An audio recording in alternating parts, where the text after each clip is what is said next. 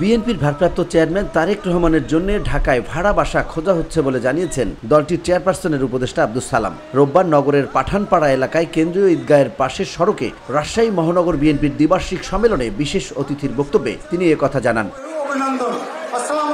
আব্দুস সালাম বলেন, শহীদ জিয়ার এই বাংলাদেশে তিনি মারা যাওয়ার আগে কোনো বাড়ি ছিল না, গাড়ি ছিল না, ব্যাংক ব্যালেন্সও ছিল না। তেমনি আমরা গর্ব করে বলতে পারি আমাদের নেতা তারেক রহমানের ঢাকা শহরে কোনো বাড়ি নেই, কোনো গাড়ি নেই, কোনো ব্যাংক ব্যালেন্স নেই। উনি দেশে আসবেন, কোথায় থাকবেন সেটার জন্য তিনি বাড়ি খুঁজছেন, ভাড়া বাড়ি খুঁজছেন। আমাদের নেতা তারেক রহমানের ঢাকা শহরে কোনো বাড়ি নাই, কোনো গাড়ি নাই, কোনো ব্যাংক ব্যালেন্স।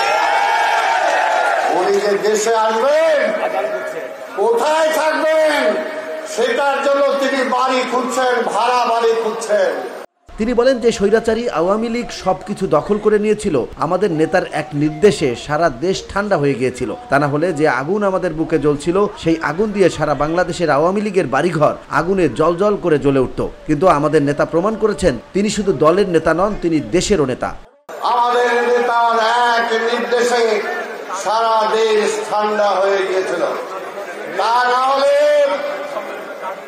যে আগুন আমাদের বুকে জ্বলছিল, সেই আগুন দিয়ে সারা বাংলাদেশের আওয়ামী লীগের বাড়িঘর আগুনে জ্বলজ্বল করে জ্বলে উঠত।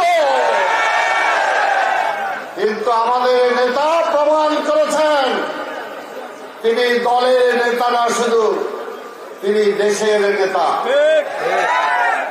তিনি আরো বলেন, জিয়াউর রহমান যখন তলাবিহীন ঝুড়ি থেকে দেশকে উদ্ধার করে বিদেশে চাল রপ্তানি করেছিলেন, তেমনি তারেক রহমান ক্ষমতায় এলে 1 মাসের মধ্যে দেশের পরিবর্তন আনবেন। আগামী নির্বাচনে বাংলাদেশের রাষ্ট্র ক্ষমতায় যখন তারেক রহমান আসবে, 1 মাসের মধ্যে তার বাবার মতো এই দেশকে তিনি পরিবর্তন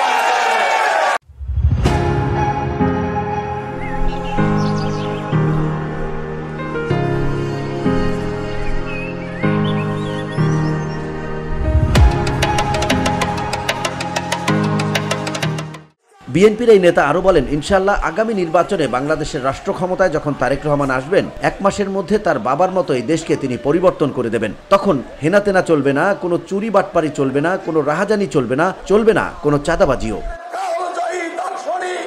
ভিওডি বাংলা নিউজ ডেস্ক।